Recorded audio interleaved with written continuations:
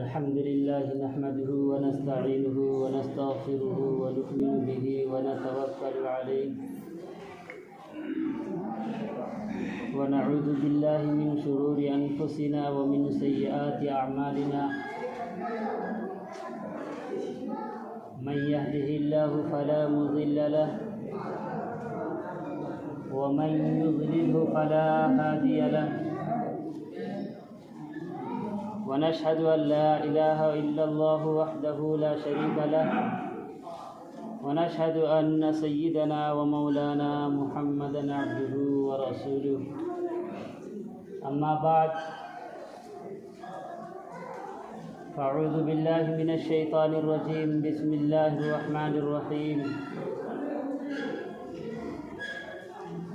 قل يا عبادي الذين أسرفوا على أنفسهم لا تقنطوا من رحمة الله إن الله يغفر الذنوب جميعا إنه هو الغفور الرحيم عن أبي ذر رضي الله تعالى عنه قال قال رسول الله صلى الله عليه وسلم يقول الله تعالى من عمل حسنة فله عشر أمثالها ومن عمل سيئة فجزاء مثلها أو اغفر له ومن عمل قراب الأرض خطيئة ثم لقيني لا يشرك بي شيئا جعلت له مثلها مغفرة ومن اقترب إلي شبرا اقتربت إليه ذراعا ومن اقترب إلي ذراعا اقتربت إليه باعا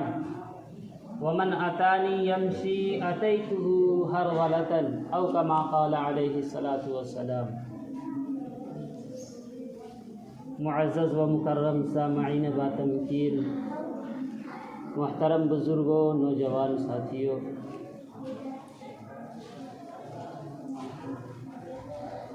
ابھی میں نے آپ کے سامنے قرآن پاک کی ایک آیت مبارکہ اور ایک حدیث قدسی آپ کے سامنے پڑھی ہے. جو حدیث میں نے آپ کے سامنے پڑھی ہے وہ حدیث قدسی ہے. حدیث قدسی اس حدیث کو کہتے ہیں کہ جس میں اللہ کے پیغمبر صلی اللہ علیہ وسلم اللہ کی طرف سے کوئی بات نقل فرماتے ہیں کہ اللہ نے یوں فرمایا، اس کو حدیث قدسی کہتے ہیں. یہ حدیث حضرت ابو ذر رضی اللہ تعالی عنہ سے مروی ہے.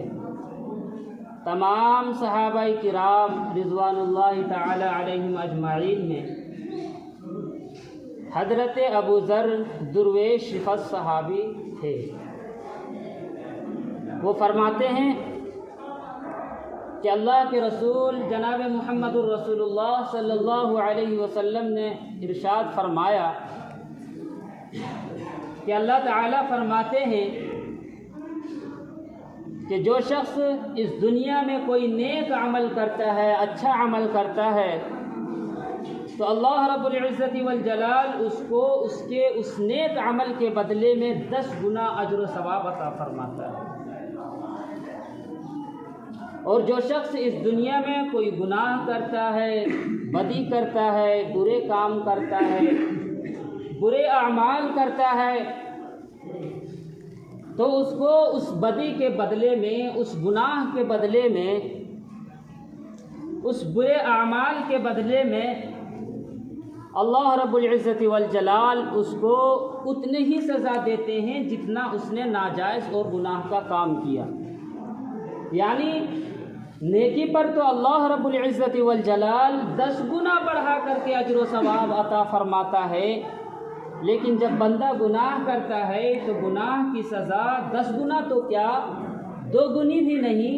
بلکہ گناہ کے برابر ہی اللہ تعالیٰ اس کو سزا دیتے ہیں، یا یہ کہ اس کے گناہ کو معاف کر دیا جاتا ہے. بہرحال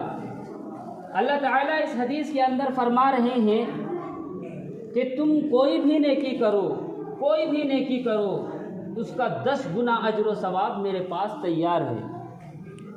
اور نیکی کے اس ثواب کا وعدہ کسی مخلوق کی طرف سے نہیں ہو رہا ہے، کسی اور کی طرف سے نہیں ہو رہا ہے، بلکہ اس اللہ کی طرف سے ہو رہا ہے جو زمین و آسمان کا خالق ہے، سورج چاند ستاروں کی تخلیق کرنے والا ہے، جن و انس اور ملائکہ کو پیدا کرنے والا ہے اور کل کائنات کا مالک ہے۔ وہ اللہ ارشاد فرما رہا ہے کہ تم کوئی بھی نیکی کرو اس کا 10 گنا اجر و ثواب میرے پاس تیار ہے۔ اور نیکی کے اس ثواب کا وعدہ اللہ نے کسی خاص عمل کے ساتھ مخصوص نہیں فرمایا، متعین نہیں فرمایا، بلکہ ارشاد فرمایا کہ وہ کسی بھی قسم کی نیکی ہو، خواہ وہ عبادات فرائض میں سے ہو یا نوافل میں سے ہو، یہ ایک مرتبہ سبحان اللہ کہنا ہو یا ایک مرتبہ الحمدللہ کہنا ہو، ان سب کا ثواب 10 گنا کر کے اللہ نے اپنے اوپر دینا لازم کر دیا ہے۔ میرے بزرگوں، یہ شوال کا مہینہ چل رہا ہے اور آج شوال کی 11 تاریخ ہے۔ اس مہینے کے 18 یا 19 دن باقی رہ گئے ہیں۔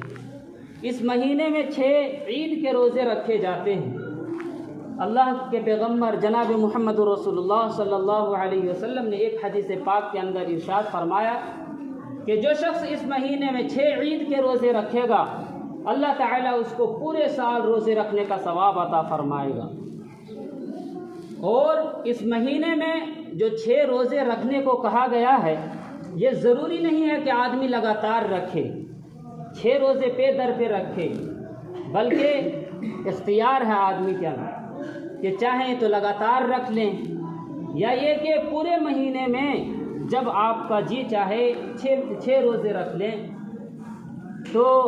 ایسے شخص کے بارے میں اللہ کے نبی نے ارشاد فرمایا کہ اس شخص کو پورے سال روزے رکھنے کا ثواب ملے گا۔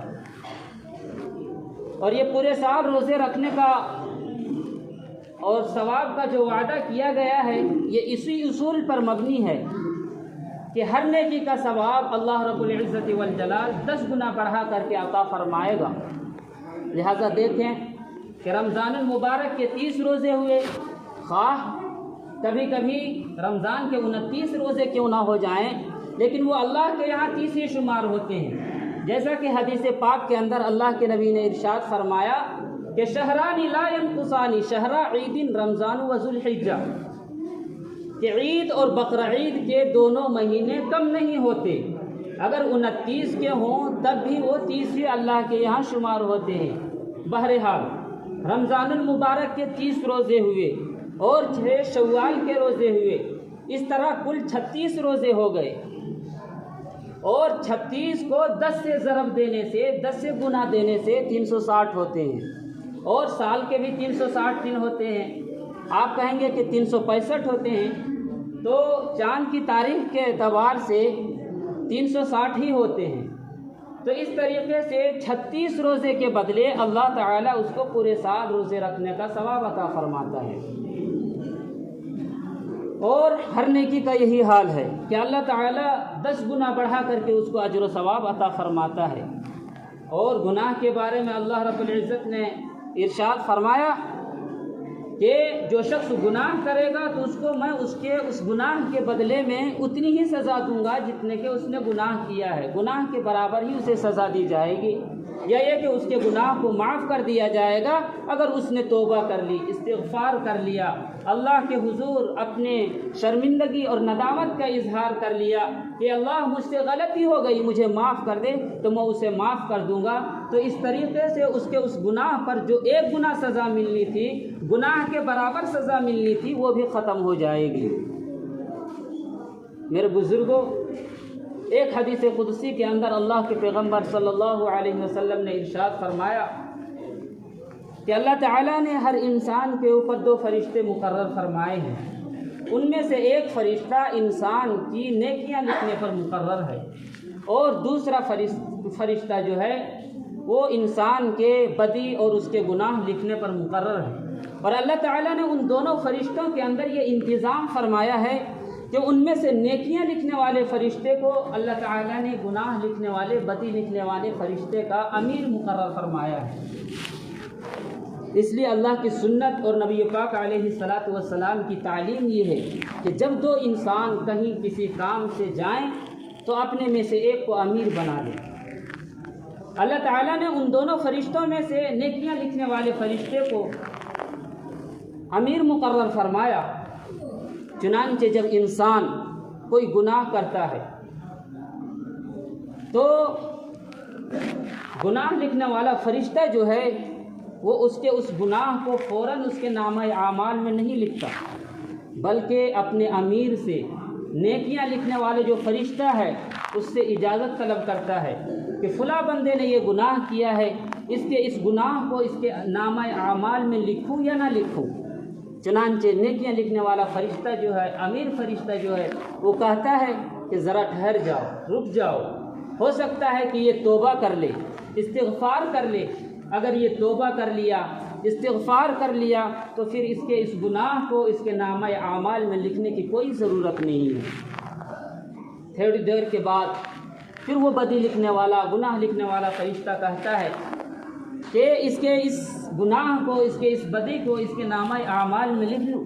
پھر وہ نیکی لکھنے والا فرشتہ کہتا ہے کہ ذرا ٹھہر جاؤ، شاید کہ اب جا کر کے یہ توبہ کر لے، استغفار کر لے۔ تو تھوڑی دیر اور گزرتا ہے، تھوڑی دیر گزرنے کے بعد پھر تیسری دفعہ بدی لکھنے والا، گناہ لکھنے والا فرشتہ نیکی لکھنے والے فرشتے سے کہتا ہے کہ اب اس کے گناہ کو اس کے نامہ اعمال میں لکھوں یا نہ لکھوں۔ اور اب تک بندہ اپنے گناہوں سے توبہ نہیں کیا ہوتا، استغفار نہیں کیا ہوتا، تو اب جا کے نیکی لکھنے والا فرشتہ، وہ امیر فرشتہ جو ہے، وہ کہہ دیتا ہے کہ اب توبے کی امید نہیں ہے، اب اس گناہ کو اس کے نامہ اعمال میں لکھ لو۔ لیکن جب انسان کوئی نیکی کرتا ہے تو نیکی لکھنے والا فرشتہ فوراً اس نیکی کو اس کے نامہ اعمال میں لکھ لیتا ہے۔ اس سے پتہ چلا کہ اللہ تعالیٰ اپنے بندوں میں سے کسی کو عذاب دینا نہیں چاہتے، اور جیسا کہ خود اللہ تعالیٰ نے قرآن مقدس کے اندر بڑے عجیب انداز سے ارشاد فرمایا کہ ما یفعل اللہ بعذابکم ان شکرتم وآمنتم، کہ اگر تم اللہ کا شکر ادا کرو اور اللہ پر ایمان لے آؤ تو اللہ تمہیں عذاب دے کر کیا کرے گا۔ لہذا معلوم ہوا کہ اللہ تعالیٰ اپنے بندے کو عذاب نہیں دینا چاہتے، لیکن اگر کوئی بندہ اللہ کی نافرمانی پر ہی اتر آئے، اللہ کو ناراض کرنے پر ہی تل جائے، اللہ کے احکام توڑنے پر ہی کمر بستہ ہو جائے، پھر اس کے بعد اس کو عذاب دیا جاتا ہے۔ اور پھر یہ کہ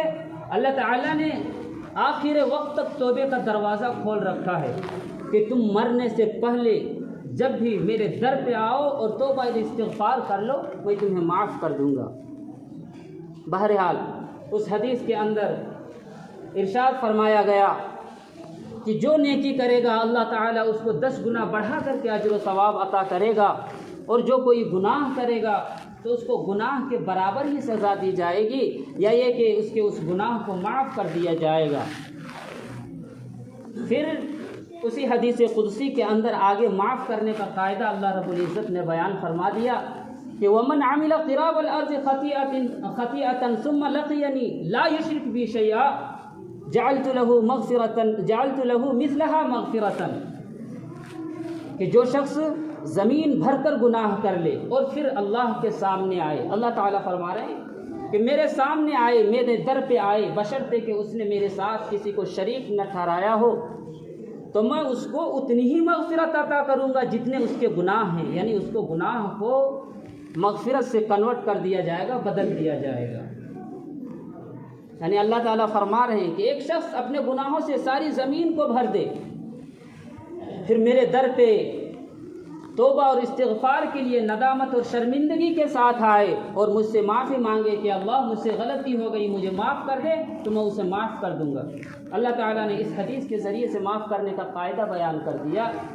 کہ معافی کا ہم نے یہ دروازہ کھول رکھا ہے، اور مرتے دم تک جب تک نزع کی حالت طاری نہیں ہوتی اس وقت تک یہ دروازہ کھلا رہے گا۔ اللہ تعالیٰ فرماتے ہیں کہ اے میرے بندو، تم میرے قریب آ جاؤ، تم جتنے بھی دور جا چکے ہو تم میرے پاس آ جاؤ، ایک مرتبہ اپنے گناہوں سے سچے دل سے تائب ہو جاؤ، توبہ اور استغفار کر لو، اپنے گناہوں سے معافی مانگ لو، میں تمہیں معاف کر دوں گا، میں تمہیں بخش دوں گا۔ اور صرف یہ نہیں کہ تمہارے گناہوں پر تمہیں سزا نہیں دی جائے گی، بلکہ تمہارے ان گناہوں کو تمہارے نامہ اعمال سے مٹا دیے جائیں گے، گویا کہ تم نے وہ گناہ کبھی کیے ہی نہیں تھے۔ اسی لیے اللہ کے پیغمبر نے یہ ارشاد فرمایا، التائب من الذنب کمن لا ذنب لہ، کہ گناہوں سے توبہ کرنے والا ایسا ہے جیسا کہ اس نے کبھی گناہ کیے ہی نہیں۔ یہ ہے اللہ کی رحمت۔ دیکھیے میرے بزرگوں، پھر آگے اللہ تعالیٰ نے ارشاد فرمایا کہ جو بندہ میرے قریب ایک بالشتہ آتا ہے تو میں اس کے قریب ایک ہاتھ چلا آتا ہوں، اور جو بندہ میرے قریب ایک ہاتھ آتا ہے تو میں اس کے قریب 2 ہاتھ چلا آتا ہوں، اور جو بندہ میری طرف پیدل چل کر کے آتا ہے تو میں اس کی طرف دوڑ کر چلا آتا ہوں۔ اس سے بھی اللہ کی رحمت کا اندازہ لگائیں، گویا کہ اللہ تعالیٰ یہ ارشاد فرما رہے ہیں کہ جو بندہ میرے قریب جتنا آنے کی کوشش کرے گا میں اس سے اتنے ہی زیادہ قریب ہو جاؤں گا۔ اس حدیث پاک کے اندر ارشاد فرمایا کہ جو بندہ میرے قریب آنے کی کوشش کرے گا، جو بندہ میری طرف چل کر کے آئے گا تو میں اس کی طرف دوڑ کر چلا آؤں گا۔ اس بات کو حضرت حکیم الامت مولانا اشرف علی تھانوی نور اللہ مرقدہ نے ایک بڑی پیاری مثال کے ذریعے سے سمجھایا ہے کہ اس کی مثال یوں سمجھو کہ ایک بچہ ہے، چھوٹا بچہ ہے جس کو چلنا نہیں آتا۔ اب اس کا باپ، اس کا والد یہ چاہتا ہے کہ میں اپنے بچے کو چلنا سکھاؤں، چنانچہ باپ اپنے بچے کو دور کھڑا کرتا ہے، اور باپ دور آ کر کے اپنے بچے کو اپنی طرف بلاتا ہے، اپنے قریب بلاتا ہے کہ میرے پاس آؤ۔ چنانچہ اب اگر وہ بچہ اپنی جگہ پر کھڑا رہے گا، ایک قدم بھی آگے نہیں بڑھے گا، تو باپ بھی دور ہی کھڑا رہے گا۔ لیکن جو ہی وہ بچہ اپنے باپ کی طرف ایک قدم بڑھے گا اور چلنا نہ جاننے کی وجہ سے لڑکھڑانے لگے گا، گرنے لگے گا، تو باپ فوراً اس کے قریب دوڑ کر کے اس کو اپنی گود میں اٹھا لے گا، اسے گرنے سے بچا لے گا، اسے سنبھال لے گا۔ اسی طریقے سے اللہ رب العزت والجلال ارشاد فرما رہے ہیں کہ جو بندہ میری طرف قدم بڑھائے گا، میری طرف چل کر کے آئے گا، اگر وہ لڑکھڑانے لگے گا، گرنے لگے گا، تو میں اسے گرنے نہیں دوں گا، میں اسے لڑکھڑانے نہیں دوں گا، بلکہ میں آگے بڑھ کر کے اس کے ہاتھ کو تھام لوں گا، اسے گرنے سے بچا لوں گا اور اسے سنبھال لوں گا۔ میرے بزرگوں، اس لیے ضروری ہے کہ ہم سے گناہ ہوتے ہی رہتے ہیں، کیونکہ انسان کا مادہ ہی ایسا ہے، آگ، پانی، ہوا، مٹی، ان چیزوں سے انسان بنا ہے، جس کی خاصیت ہی گناہ کرنا ہے۔ گناہ کا صدور انسانوں سے ہو ہی جاتا ہے، اس لیے ضروری ہے کہ اپنے گناہوں سے توبہ اور استغفار کریں، اللہ کی رحمت سے مایوس نہ ہوں۔ خطبے کے اندر ایک آیت قرآن پاک کی میں نے آپ کے سامنے پڑھی تھی، اس کے اندر اللہ رب العزت والجلال یہی ارشاد فرما رہے ہیں کہ اے نبی صلی اللہ علیہ وسلم، آپ میرے ان بندوں سے کہہ دیجئے کہ جنہوں نے اپنے اوپر ظلم کر لیا ہے کہ وہ اللہ کی رحمت سے مایوس نہ ہوں۔ بلا شبہ اللہ بڑا رحم کرنے والا ہے اور گناہوں کو بخشنے والا ہے۔ توبے کی قبولیت سے متعلق پیارے آقا جناب محمد رسول اللہ صلی اللہ علیہ وسلم نے صحابہ کرام کے سامنے نہایت ہی خوبصورت اور دل افروز اور ایمان افروز واقعہ بیان کیا ہے بنی اسرائیل کا، کہ بنی اسرائیل کا ایک شخص تھا جو چوری، ڈکیتی اور قتل میں بڑا مشہور تھا، اور معمولی سی بات پر کسی کی بھی گردن اڑا دیتا تھا، کسی کو وہی قتل کر دیتا تھا۔ چنانچہ اس کے ہاتھ سے قتل ہوتے ہوتے 99 افراد تک پہنچ چکے۔ جب 99 افراد کا قتل اس کے ہاتھ سے ہو چکا تو اس کے دل میں یہ خیال آیا، اس کے اندر یہ احساس پیدا ہوا کہ مجھے بھی اللہ کے پاس جانا ہے، اللہ کے سامنے حاضر ہونا ہے، اللہ کے سامنے جواب دہ ہونا ہے، میں اپنے اللہ کے سامنے کیا جواب دوں گا؟ چنانچہ اس کی یہ فکر بڑھتی رہی اور لوگوں سے پوچھتا رہا، معلوم کرتا رہا، سرگرداں پھرنے لگا کہ میرے توبہ کی کوئی شکل ہو سکتی ہے کیا؟ میرے گناہ معاف ہو سکتے ہیں؟ چنانچہ لوگوں سے پوچھنے کا سلسلہ اس نے شروع کیا۔ لوگوں نے بتایا کہ فلاں جگہ پر ایک عابد ہیں، تم ان کے پاس جاؤ اور مسئلہ معلوم کرو۔ چنانچہ وہ قاتل بنی اسرائیل کا وہ شخص اس عابد کے پاس پہنچا۔ اس عابد کو مسئلہ معلوم نہیں تھا۔ عابد کہتے ہیں عبادت گزار کو، صرف جو عبادت گزار ہو، اسے مسئلہ معلوم نہیں تھا۔ اس نے اپنے عقل کا گھوڑا دوڑایا، قیاس آرائی سے کام لیا۔ اس نے کہا کہ جو شخص 99 افراد کا قتل کر چکا ہو، 99 آدمیوں کا خون کر چکا ہو، اس کی مغفرت کیسے ہو سکتی ہے؟ چنانچہ اس نے فتویٰ دے دیا، مسئلہ بتا دیا کہ تمہاری مغفرت نہیں ہو سکتی، تمہاری توبہ قبول نہیں ہو سکتی۔ چنانچہ اس قاتل کو غصہ آیا اور اس نے کہا کہ جب میری مغفرت ہی نہیں ہو سکتی، میری توبہ قبول ہی نہیں ہو سکتی، تو لاؤ تجھے بھی قتل کر کے میں اپنے قتل کا صدق پورا کر دوں۔ چنانچہ اس قاتل نے اس عابد شخص کی گردن اڑا دی اور اپنے قتل کا صدق پورا کر دیا، لیکن اس کے دل میں تردد باقی رہا، اس کا دل بے چین رہا کہ میری مغفرت کی کوئی نہ کوئی شکل اور صورت ضرور ہوگی، میری توبہ قبول ہونے کی کوئی شکل ضرور ہوگی۔ چنانچہ وہ شخص پھر لوگوں سے معلوم کرنے کا سلسلہ جاری رکھا کہ میری توبہ کی کوئی شکل ہو سکتی ہے کیا؟ میرے گناہ معاف ہو سکتے ہیں؟ مجھ گناہگار جیسے کہ گناہ معاف ہو سکتے ہیں؟ چنانچہ لوگوں نے بتایا کہ فلاں جگہ پر ایک عالم دین رہتے ہیں، تم ان کے پاس جاؤ، وہی صحیح مسئلہ بتا سکتے ہیں۔ چنانچہ وہ قاتل اس عالم دین کے پاس پہنچا۔ اسے مسئلہ معلوم تھا کہ اللہ کی رحمت جو ہے وہ بندوں کے گناہوں سے بڑھ کر کے ہے۔ اس نے کہا کہ بھائی تمہارے گناہ کے معاف کرنے میں اللہ کو کیا رکاوٹ بن سکتی ہے؟ کیا مسئلہ بن سکتا ہے؟ اللہ کی رحمت کا سمندر جو ہے وہ تمہارے گناہوں سے بڑھ کر کی ہے۔ چنانچہ تم فلاں جگہ پر چلے جاؤ، وہاں کچھ اللہ والے رہتے ہیں، ان کا کام ہی رات اور دن، شب و روز اللہ کی عبادت ہے، تم وہاں چلے جاؤ۔ چنانچہ یہ شخص جانے لگا۔ جاتے جاتے جب آدھے راستے میں وہ پہنچا تو اس کی روح پرواز کر گئی، ملک الموت نے اس کی روح قبض کر لی۔ اب اس کی روح آسمان لے جانے کا مسئلہ کھڑا ہوا۔ رحمت والے بھی فرشتے حاضر ہوئے، عذاب والے فرشتے بھی حاضر ہوئے۔ عذاب والے فرشتے کہنے لگے کہ اس کی روح لے جانے کا حق ہمیں حاصل ہے، کیونکہ اس نے پوری زندگی میں کبھی کوئی نیک کام نہیں کیا ہے۔ اور نیکی والے فرشتے، رحمت والے فرشتے کہنے لگے کہ اس کی روح لے جانے کا حق ہمیں حاصل ہے، اس لیے کہ یہ شخص مقام معصیت سے، گناہوں سے نکل کر کے مقام عبادت میں پہنچ چکا ہے، کہ اس نے اپنے گناہوں سے توبہ کر لیا ہے۔ چنانچہ روایتوں سے پتہ چلتا ہے کہ اسی وقت آسمان سے ایک فرشتہ آدمی کی شکل میں نمودار ہوا، ظاہر ہوا، اور دوسری روایتوں کے ذریعے سے پتہ چلتا ہے کہ وہ حضرت جبریل امی تھے۔ حضرت جبریل امی نے یہ فیصلہ سنایا کہ یہ شخص جہاں سے آ رہا ہے، وہاں سے لے کر کے جہاں موت واقع ہوئی ہے وہاں تک کے درمیان کی جگہ جو ہے اس کی مسافت کو ناپا جائے،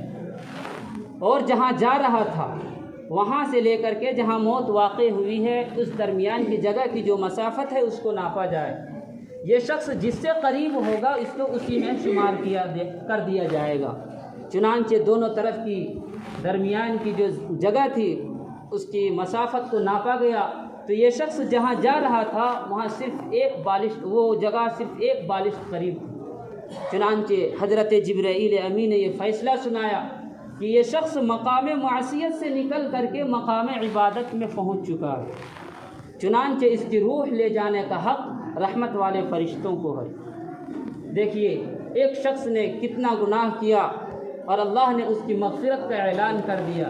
اللہ رب العزت والجلال نے اپنے نبی پاک علیہ الصلاۃ والسلام کی زبانی اس کی مغفرت کا اعلان کروایا۔ اس لیے میرے بزرگوں، اللہ کے نبی صلی اللہ علیہ وسلم نے ارشاد فرمایا کہ بنی آدم سے خطا، غلطی اور گناہ ہو ہی جاتے ہیں، لیکن ان گناہ کرنے والوں میں سب سے بہتر اور افضل وہ شخص ہے جو اپنے گناہوں پر ندامت اور شرمندگی کا اظہار کر کے اپنے گناہوں سے توبہ کر لے۔ ایک جگہ پر اللہ کے نبی صلی اللہ علیہ وسلم نے ارشاد فرمایا کہ اگر تم سب کے سب نیکیاں ہی کرنے لگو، گناہ نہ کرو، تو اللہ تعالیٰ کوئی ایک دوسری مخلوق ایسا پیدا کرے گا جو گناہ کرے گا، اور گناہ کرنے کے بعد پھر وہ اپنے گناہوں پر ندامت اور شرمندگی کا اظہار کر کے اپنے گناہوں سے توبہ کرے گا، معافی مانگے گا، اور اللہ تعالیٰ اس کے گناہوں کو بخش دیں گے۔ تو توبہ کرنے والے اللہ تعالیٰ کو بڑے محبوب ہیں، بڑے پسندیدہ ہیں۔ اس لیے میرے بزرگوں، ہم انسان ہیں، ہم سے گناہوں کا صدور ہو ہی جاتا ہے، ہمارے اوپر ضروری ہے کہ ہم توبہ اور استغفار کو لازم پکڑیں۔ ایک حدیث پاک کے اندر اللہ کے نبی صلی اللہ علیہ وسلم نے ارشاد فرمایا کہ میں روزانہ اپنے اللہ سے 70 مرتبہ استغفار کرتا ہوں۔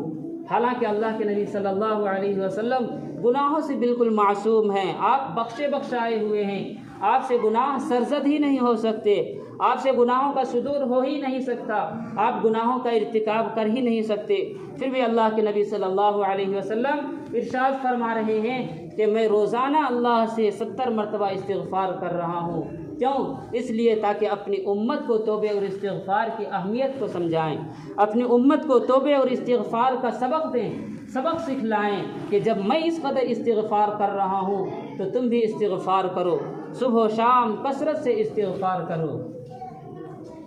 میرے بزرگوں،